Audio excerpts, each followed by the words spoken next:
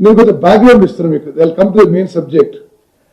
వాళ్ళ ఇరిగేషన్ మొత్తం కూడా ఆ రోజు మరి ముఖ్యమంత్రిగా, ఇరిగేషన్ మంత్రిగా, ఆర్థిక మంత్రిగా అన్ని ఆయన్ని వివరించాను. కాబట్టి ఆ విషయాల్లో ఒకసారి యావత్ తెలంగాణ ప్రజలు అర్థం చేసుకోవాలి. కాళేశ్వరం ప్రాజెక్టు అంతకుముందు doctor B R Ambedkar Pranahita Chevella project అని 38,500 కోట్లకి రూపొందించబడి ఒక 10,000 కోట్ల పనైన తర్వాత మరి గతంలో కాంగ్రెస్ ప్రభుత్వానికి పేరు రావద్దనో లేకపోతే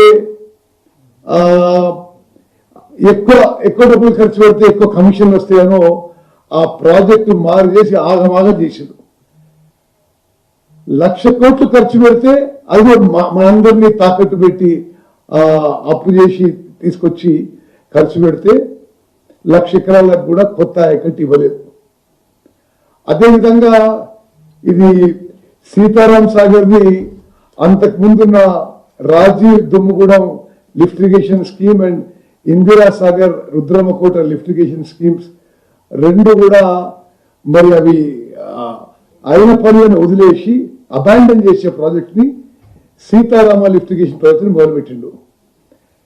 అదే ఆయకట్టుకి ఆ రెండు ప్రాజెక్టులు కొనసాగించి ఉంటే 1,755 కోట్లలో 4 లక్షల ఎకరాలు కొత్త ఆయకట్టు వచ్చేది. అది మానేసి సుమారు ఇప్పుడు 18,000 కోట్లతో నిర్మించబడుతుంది సీతారామ ప్రాజెక్టు. మరి అది సీతమ్మ సాగర్ ప్రాజెక్టు కూడా కలుపుకుంటే 20,000 కోట్లు దాటుతుంది. అది సీతారాం ప్రాజెక్టు గురించి. దేవాదుల ప్రాజెక్టు ఎన్నో ఏళ్ల నుంచి పురోగతిలో ఉంది, ప్రోగ్రెస్ లో ఉంది. 10 ఏళ్ళు అధికారంలో ఉన్నా వీరు తెలుగుదేశంలో ఉన్నప్పుడు చంద్రబాబు నాయుడు శంకుస్థాపన చేసిన Devadula project central government funded project. అది 10 ఏళ్లలో కూడా దేవాదుల ప్రాజెక్టు పూర్తి చేయలే, పూర్తి ఆయకట్టు ఇవ్వలే. అక్కడ ప్రాణహిత చేవెళ్ల ప్రాజెక్టు అబాండన్ చేసి రాష్ట్రానికి నష్టం చేసింది. ఇక్కడ రాజీవ్ దుమ్ముగూడెం ఇందిరా సాగర్ ప్రాజెక్టులు అబాండన్ చేసి రాష్ట్రానికి మరి నష్టం చేసింది. దేవాదుల ప్రాజెక్టు మరి 10 ఏళ్ల పాటు అధికారంలో ఉండి విచ్చలవిడిగా అప్పులు తీసుకొచ్చి 1,00,000 కోట్ల అప్పులు తీసుకొచ్చి కూడా పూర్తి చేయలేదు. మరి ఈరోజు ఆయన పూర్తిగా ఫోకస్ చేసి మాట్లాడిన పాలమూరు జిల్లా గురించి మాట్లాడదాం.